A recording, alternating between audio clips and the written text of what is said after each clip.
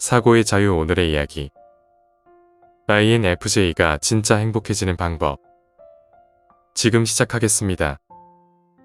INFJ는 세상에서 가장 오해받는 성격 유형 중 하나입니다. 겉으로는 조용하고 부드러우며 타인을 배려하고 갈등을 피하고 언제나 이해하려는 태도를 보입니다. 그래서 사람들은 INFJ를 착한 사람, 좋은 사람, 생각이 깊은 사람이라고 말합니다. 그러나 정작 INFJ 본인은 자신이 행복한지 잘 모르는 경우가 많습니다. 왜냐하면 INFJ의 삶은 대부분 타인을 이해하는 삶이었지 자신을 이해하는 삶이 아니었기 때문입니다. INFJ는 타인의 감정을 읽는 데는 천재적이지만 자신의 감정을 읽는 데는 서툽니다. 타인의 상처는 쉽게 느끼면서도 자신의 상처는 오래 방치합니다. 타인의 행복을 위해 애쓰면서도 정작 무엇이 자신을 행복하게 하는지는 깊이 생각해 본 적이 없습니다. 그래서 INFJ에게 행복해져라는 말은 너무 추상적입니다. 막연하고 애매하고 실천할 수 없는 말처럼 느껴집니다. INFJ에게 필요한 것은 행복해지는 법이 아니라 행복을 느낄 수 있는 구조를 이해하는 것입니다. INFJ가 진짜 행복해지는 방법은 의외로 단순하지만 동시에 매우 철학적입니다. 그것은 세상과의 관계를 바꾸는 것이 아니라 자기 자신과의 관계를 다시 설계하는 일입니다. 첫 번째, INFJ는 왜 늘 피곤한가? 공감의 과부하. INFJ의 가장 큰 장점은 공감 능력입니다. 그러나 이 능력은 동시에 INFJ를 지치게 만드는 원인이 됩니다. INFJ는 사람을 만나면 그 사람의 표정, 말투, 분위기, 말하지 않은 감정까지 읽어냅니다. 그리고 그 감정에 자동으로 반응합니다. 이 과정은 의식적인 노력이 아니라 무의식적인 작동입니다. 문제는 여기 있습니다. INFJ는 타인의 감정을 읽는 것에서 멈추지 않고 그 감정을 함께 느낍니다. 그래서 INFJ는 늘 피곤합니다. 아무 일도 하지 않았는데 지칩니다. 사람을 만나고 나면 설명할 수 없는 피로감이 쌓입니다. INFJ가 행복해지기 위한 첫 번째 조건은 이것입니다. 타인의 감정을 이해하되 짊어지지 않는 연습. 공감을 유지하되 책임을 내려놓을 때 INFJ의 에너지는 비로소 회복되기 시작합니다. 두 번째, INFJ는 왜 늘 외로운가? 깊이를 원하는 영혼. INFJ는 많은 사람과 어울릴 수 있습니다. 그러나 편안함을 느끼는 사람은 극히 적습니다. 왜냐하면 INFJ는 대화에서 정보가 아니라 의미를 찾기 때문입니다. 가벼운 대화, 형식적인 관계, 표면적인 교류는 INFJ를 더욱 외롭게 만듭니다. INFJ가 진짜 행복해지는 순간은 이런 순간입니다.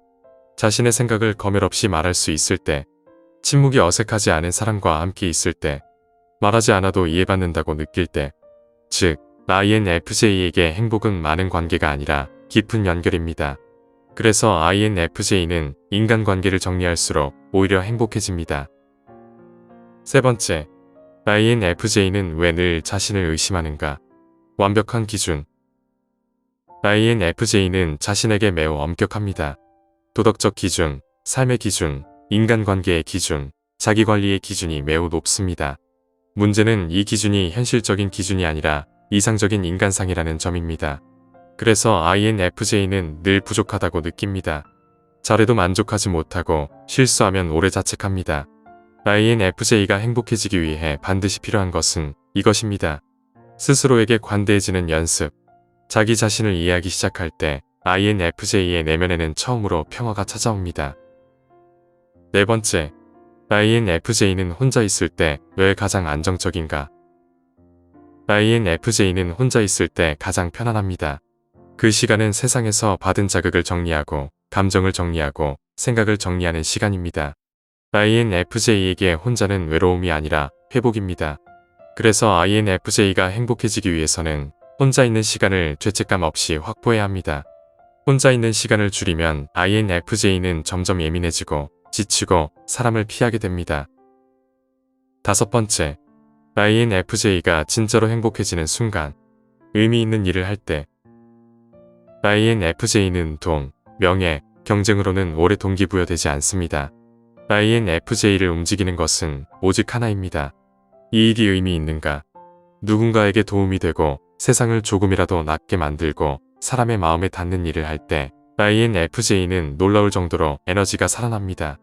그래서 INFJ가 행복해지기 위해 가장 중요한 질문은 이것입니다. 나는 지금 의미 있는 일을 하고 있는가? 여섯 번째, INFJ가 반드시 배워야 하는 것. 거절.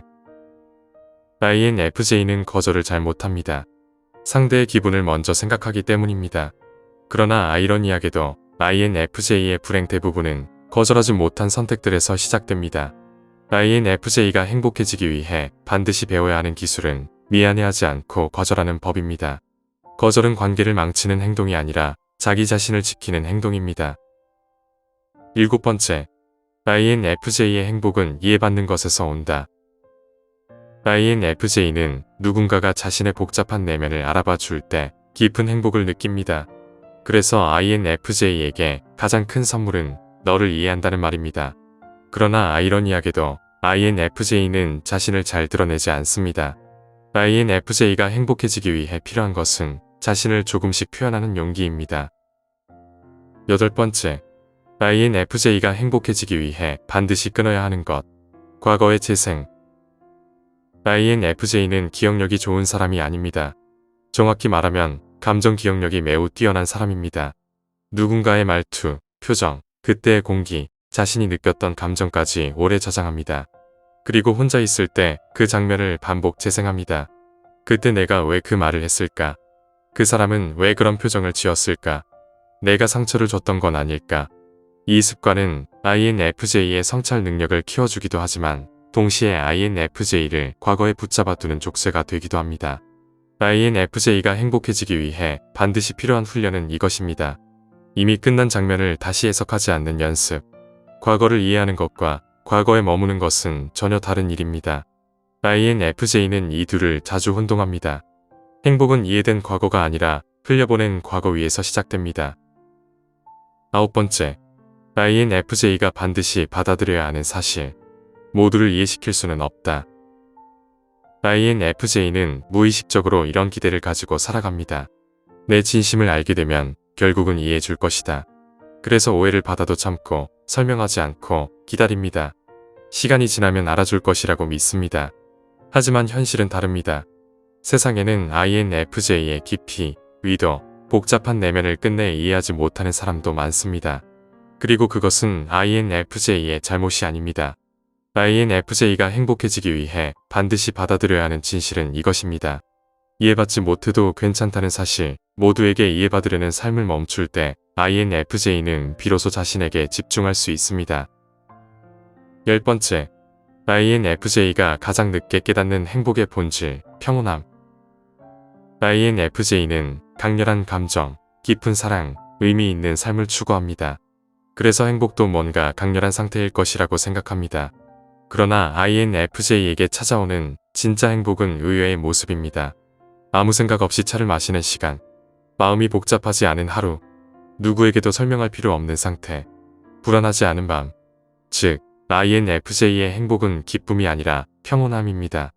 늘 복잡했던 내면이 조용해지고 늘 신경 쓰던 타인의 감정에서 벗어나고 늘 분석하던 생각이 멈출 때 INFJ는 처음으로 깨닫습니다.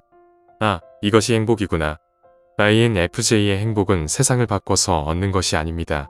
자기 자신을 대하는 방식을 바꿀 때 아주 조용히 찾아옵니다. INFJ가 진짜 행복해지는 방법은 거창하지 않습니다. 타인의 감정을 내려놓고 깊은 관계만 남기고 자신에게 관대해지고 혼자의 시간을 확보하고 의미 있는 일을 하며 거절을 배우고 자신을 표현하기 시작할 때 INFJ의 삶에는 처음으로 편안함이라는 감정이 찾아옵니다. INFJ는 원래 불행한 사람이 아닙니다. 단지 자신을 마지막에 두고 살아왔던 사람일 뿐입니다. 자신을 가장 먼저 두기 시작하는 순간 INFJ는 비로소 깨닫습니다. 나는 원래 이렇게 편안해질 수 있는 사람이었구나. 그리고 그때 INFJ는 처음으로 진짜 행복을 느끼게 됩니다. 오늘 이야기는 여기까지입니다. 영상이 마음에 드셨다면 좋아요와 구독 부탁드립니다. 끝까지 시청해주셔서 감사합니다.